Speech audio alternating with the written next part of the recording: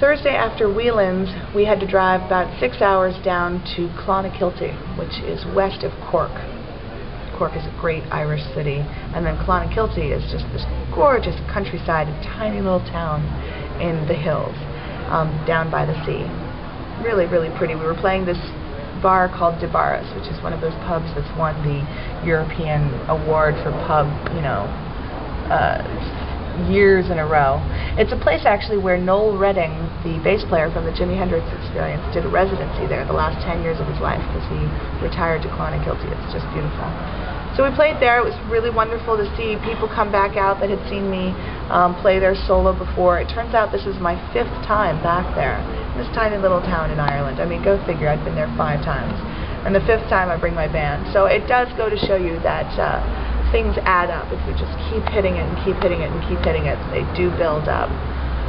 So I played with the band there. They just loved the feeling. It was a small little stage, but we really were feeling the crowd and just able to, again, stretch out our set a little bit more after having played in London, where everything is like New York. It has to be very organized and controlled and set out because you're showcasing. And then you get to Ireland and you can just kind of spread out a little bit, you know what I mean? So we played in Clonakilty at DeBarras, and then the next day we drove up to Mullingar for our last show.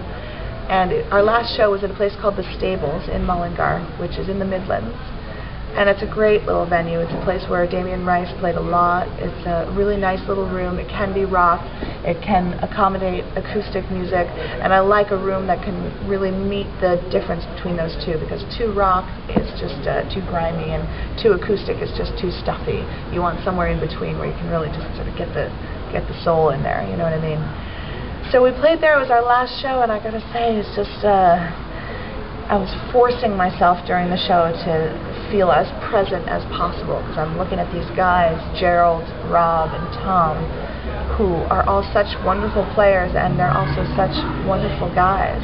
And to have been in the band with them for the last 3 weeks, I mean, it's like, how could you possibly know when you start a tour like this how someone is going to be in a band for 3 weeks, let alone 4 people or 5 people or 6 people?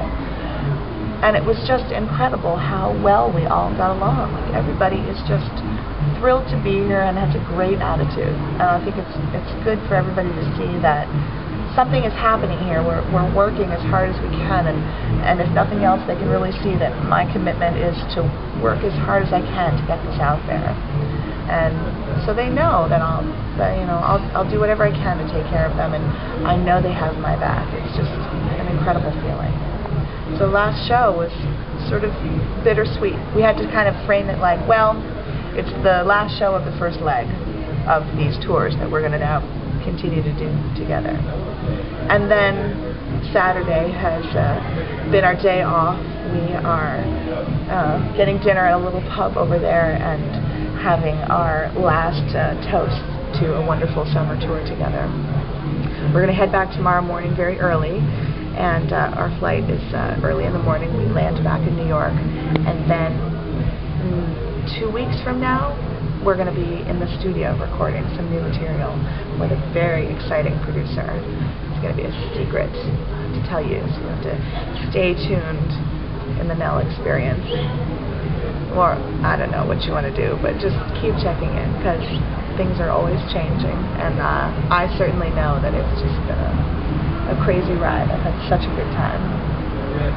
Such a good time.